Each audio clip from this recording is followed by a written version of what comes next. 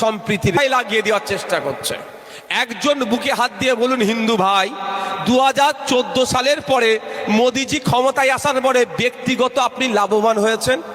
একজন মুসলমান বুকে হাত দিয়ে বলুন 2011 সালের পরে মমতা ব্যানার্জি ক্ষমতায় আসার পরে ব্যক্তিগত আপনি লাভবান হয়েছেন? একজন বুকে হাত দিয়ে বলুন।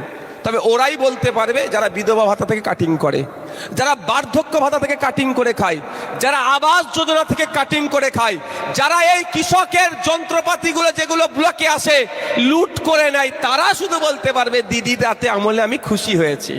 তাছাড়া কেউ বলতে পারবে না দাদা দিদির আমলে। তাই ওরা আমাদেরকে হিন্দু মুসলমানের মধ্যে লড়াই লাগিয়ে দিতে চাইছে। তা আমি বলবো হিন্দু মুসলমান নয়, আমি কৃষক, আমার এটাই পরিচয় হোক। ধর্মীয় পরিচয় হিন্দু, মুসলমান, খ্রিস্টান, জৈন বিভিন্ন থাকতে পারে, থাকবে, হাজার হাজার মানুষ বিভিন্ন ধর্মের মানুষ আছে, কিন্তু আমাদের সামাজিক পরিচয় কি? আমরা কৃষক, শ্রমজীবী মানুষ। তাহলে একসাথে আওয়াজ তুলতে হবে। কে হিন্দু কে মুসলমান দেখার দরকার নেই। ওরা তো এই লড়াইটাই লাগাতে চাইছে। আপনি চাইছেন নতুন কৃষি মন্ত্রী আনবো, আপনার সাথে রাম কাকার সাথে রহিম চাচার লড়াই লাগিয়ে রেখেছে। রাম কাকা রহিম চাচা একসাথে না লড়াই করলে নতুন কৃষি মন্ত্রী আনতে পারবেন না। আর ওরা ভালো করে জানে যে নতুন কৃষি মন্ত্রী আনলে কিন্তু এদের ডেভেলপ হবে, এদের ডেভেলপ করলে এরা আমাদের ভোট ব্যাংক হয়ে থাকবে না। 500 টাকা এদের ভোটটা আর কেনা যাবে না, এদের মাথার উপরে যে টাকা আছে সেটা লুটা যাবে না। সেই জন্য রাম আর রহিমকে এক জায়গায় থাকতে দিতে চাইছে না, এরা আলাদা করে দিতে চাইছে। আমি আপনার কৃষকদেরকে বলবো, যদি আপনাদের সেক্টরে ডেভেলপমেন্ট চান, আপনাদের মাসিক গড়াই বাড়াতে চান, তাহলে 2026 সাল আসছে, আপনারা রাম রহিম এক হয়ে যান। সামাজিক পরিচয়কে এগিয়ে নিয়ে চান, ধর্মীয় পরিচয় মন্দিরে থাকবে, মসজিদে থাকবে, ধর্মস্থানে থাকবে, দিলেতে থাকবে, তার কোনো বিতর্ক নয়। কিন্তু সামাজিক পরিচয় আপনি কৃষক, এক জায়গায় থাকুন, রাম রহিম এক জায়গায় থেকে নতুন কৃষি মন্ত্রীকে নিয়ে আসবো এই শপথ আপনারা নেন, তাহলে আপনাদের ডেভেলপ হবে। না হলে ওরা চাই সবসময় ভাগ করে রাখতে। ভাগ করলে সুবিধা তো ওদের। শুভেন্দু অধিকারী মমতা ব্যানার্জির খুব ভালো সাক্ষাৎ, বিধানসভায় ডেকে চা খাইয়েছে, আর এক চাঁচলে বিজেপি আর তৃণমূলে দেখুন মারপিট করে মাথা ফাটিয়ে ফেলছে। চর্বি বেশি এখানকার লোকের। ওরা এসি রুমে বসে চা খাচ্ছে, আর আপনারা বাজারে মুখ দেখা দেখি করছে না। ও আইএসএফ করে ওকে কি ভয় মিথ্যা মামলা দেবো, ও তৃণমূল করে ওর বিরুদ্ধে কিভাবে ব্যবস্থা গ্রহণ করব, এই চক্র চলছে তো। আর দেখুন, কোনোদিন দেখেছেন শুভেন্দু অধিকারী আর মমতা ব্যানার্জি হাতাহাতি লড়াই হতে?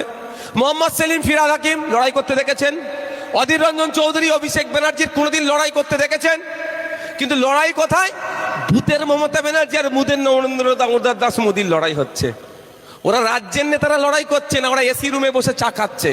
তা আমি অনুরোধ করব, যেদিন আপনারা বুথের লড়াই করা বন্ধ করে দেবেন, ওই সব রাজনৈতিক কারবারিগুলো পুরো ক্যাসেট জাম হয়ে যাবে। ওই জন্য আমি একটা নতুন স্লোগান তৈরি করেছি, কি? নেতাই নেতাই লড়াই চাই, জনগণ এবার দেখতে চাই। নেতাই নেতাই লড়াই চাই, জনগণ এবার দেখতে চাই। এতদিন তো কি হয়েছে, জনগণে লড়াই করেছে, নেতারা কোচের আসনে বসে দেখেছে। এবার ঠিক উল্টো হবে, এবার কোচ খেলবে, প্লেয়াররা দেখবে। কি বলছি গো, বুঝতে পারছো বাপ? কেন মারপিট আপনি করবেন? আমার বক্তব্য এটাই। মারপিট করলে কি হবে? হয় কবরে যাবে, শ্মশানে যাবে।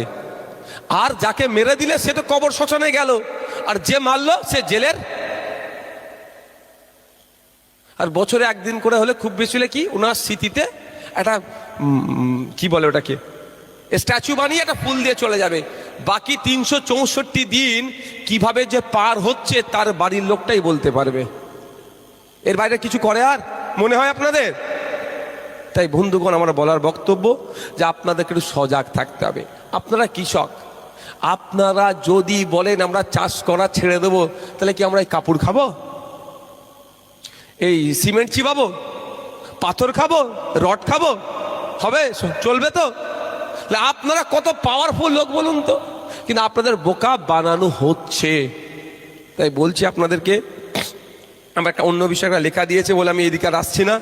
কৃষিকাজ নিয়ে আরেকটু বলতে চেয়েছিলাম, যাক আমি ওই বিষয়ে আর যাচ্ছি না।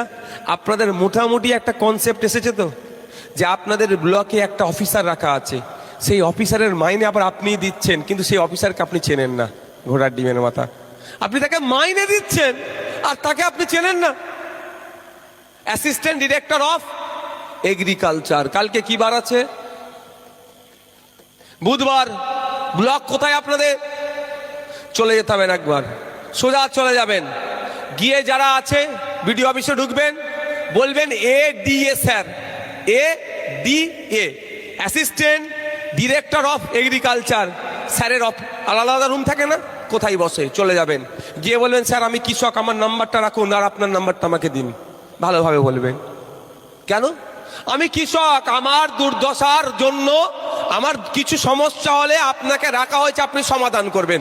আমার নাম্বার যদি আপনার কাছে না রাখেন, আপনার কাছে না থাকে, যে জীবনে মাঠের ধারে গেল না, তার সাথে আপনি গল্প করবেন?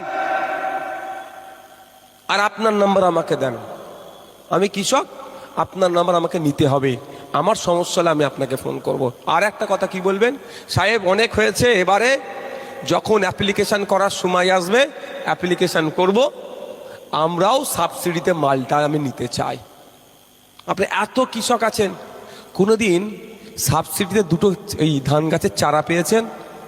এই পেয়েছেন আপনারা কারা? চুরি তো হয় শুনেছি, এখানে তো পুকুর চুরি দেখছি, কেউ পাননি?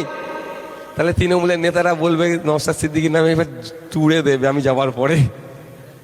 এই লুট হয়ে যাচ্ছে, প্রতি বছরে নিয়ম করে করে আসে গরিব কৃষকদের জন্য, গাছ আসে, চারা আসে বিনামূল্যে বিতরণ করার জন্য, সেগুলো যায় কোথায়? আপনি জানেন না, আপনাকে জানানো হয় না। বাইপাস হয়ে একবার আসলো, নোট হলো, চলে গেল মার্কেটে বিক্রি হতে, আবার আপনি ওই চারাগুলো আবার হয়তো কিনে নিয়ে আসছেন, এসে লাগাচ্ছেন।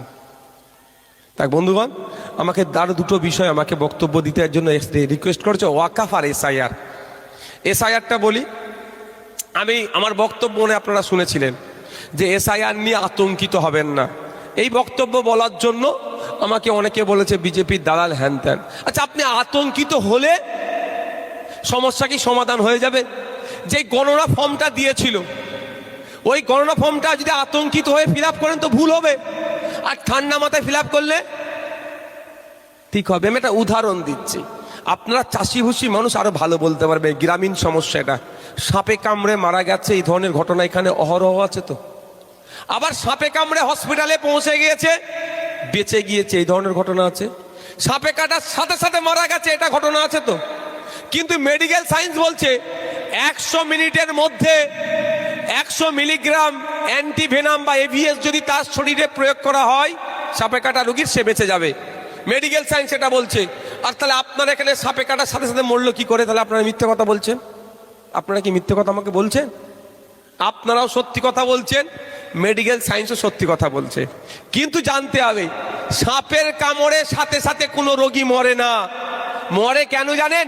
হার্ট অ্যাটাক করে, ভয় পেয়ে, আতঙ্কে মারা যায়।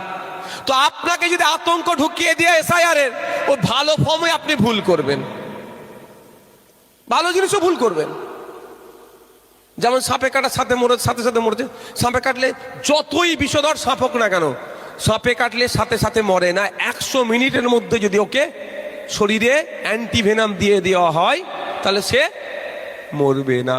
এই সাপে কাটার কথা হচ্ছে, আবার একটা কৃষকের কথা মনে পড়ে গেল।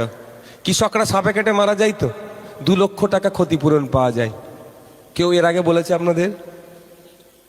তাহলে 2 লক্ষ টাকা কেন বলেনি? হয়তো দেখুন আপনার পরিবারের কেউ সাপে কেটে মারা গেছে, নেতাবাবু 2 লক্ষ টাকা আপনার পরিবারের নামে তুলে খেয়ে নিয়েছে, ওই জন্য বলেনি।